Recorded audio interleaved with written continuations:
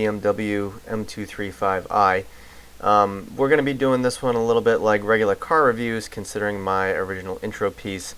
Frankly, it just sucked, and I had a woman in a Prius trying to load a bunch of shit into the back of her car and kept interrupting me. So without further ado, we're just going to do a quick walk around of this.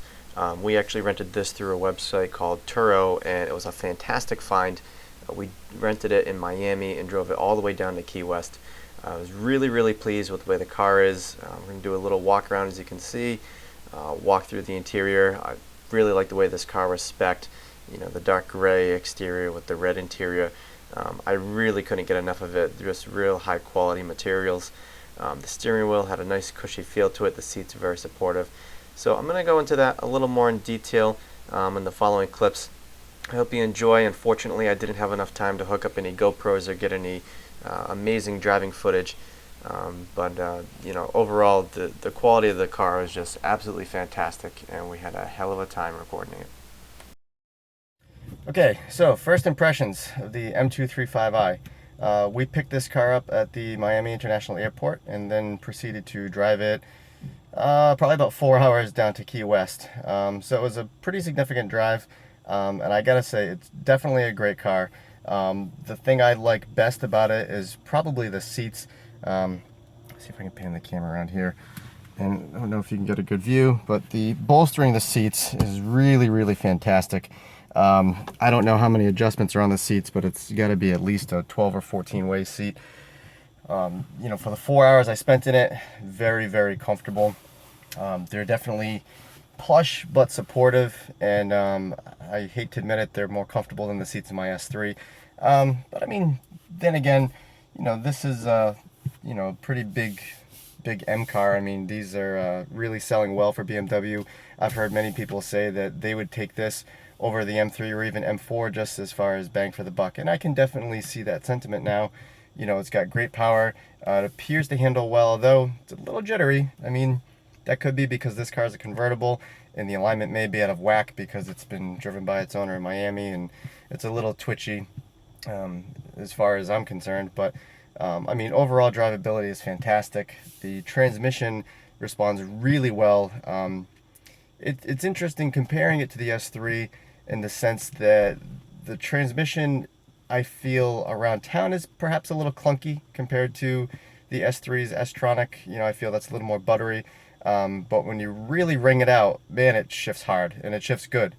It's really responsive.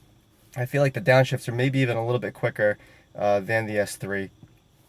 Let's see, what other driving impressions. The brakes, obviously, fantastic. It's BMW. I'd venture to say most German car brakes are really substantial. And otherwise, it's a pretty good all-around car. Would I want a daily one? Arguable. The steering feel is really good. I do like the steering feel, but like I said, this car feels twitchy. I think it might be this particular car, just probably having the shit kicked out of it a few too many times. But overall, I mean, the sticker on this car is 55 grand. Bang for the buck. It is the ultimate driving machine, as cliche as that is, but it's a very nice car, and I gotta say, I'm really a big fan of the two-tone, the red and black interior, I guess if you want to consider that two-tone. I think it really fits well with the dark gray exterior, and the black wheels really just set it off. And I've never been a big BMW fan. I kind of wanted to try something different, see what all the hype is about, and I just think the look of this particular car is really on point.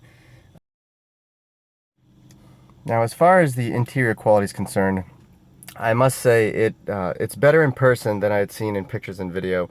I was a little apprehensive about the screen display here, where it just kind of sits in the middle of the dash. I know that a lot of manufacturers, you know, they're moving in that direction. I do like with my S3 that it is retractable. Sometimes I don't want to look at it. I say, let's just put it down and get it out of the way. But the nice thing with the way BMW has done it is, rather than have your tablet-sized thing right in the middle of everything the way that Mercedes does it, and even now the newer Audis, they're moving to this giant screen in the center.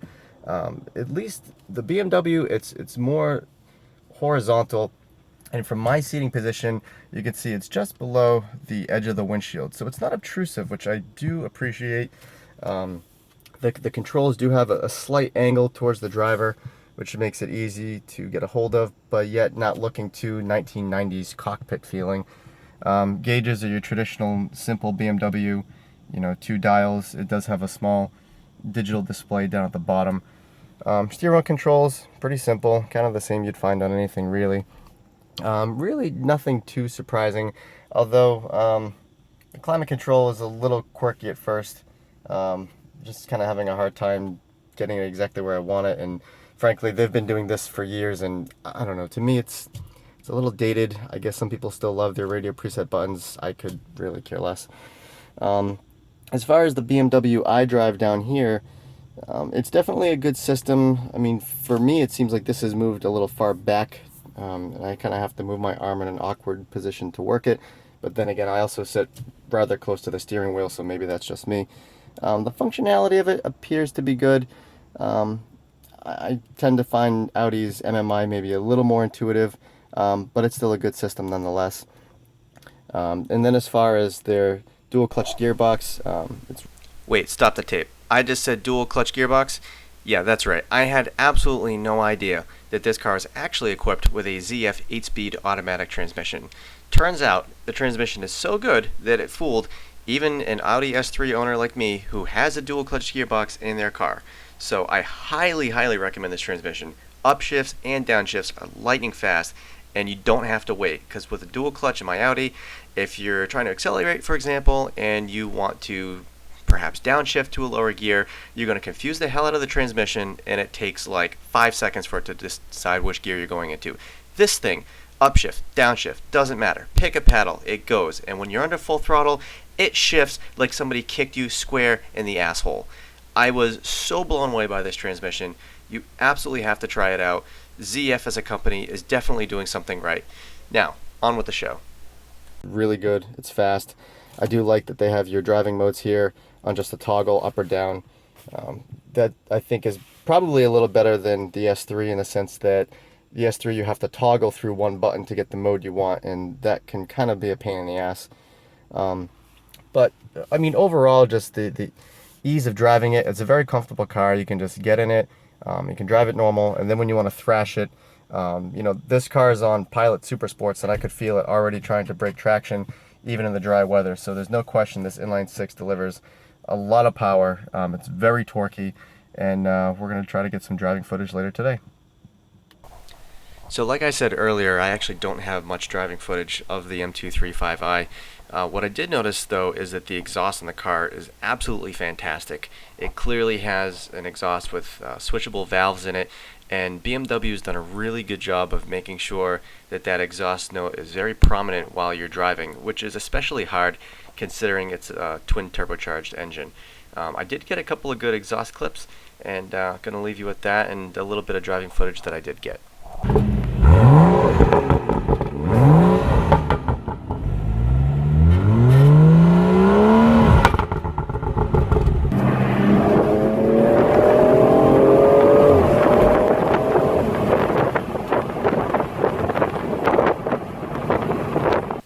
Alright everyone, so that's my review of the M235i. Thank you so much for watching.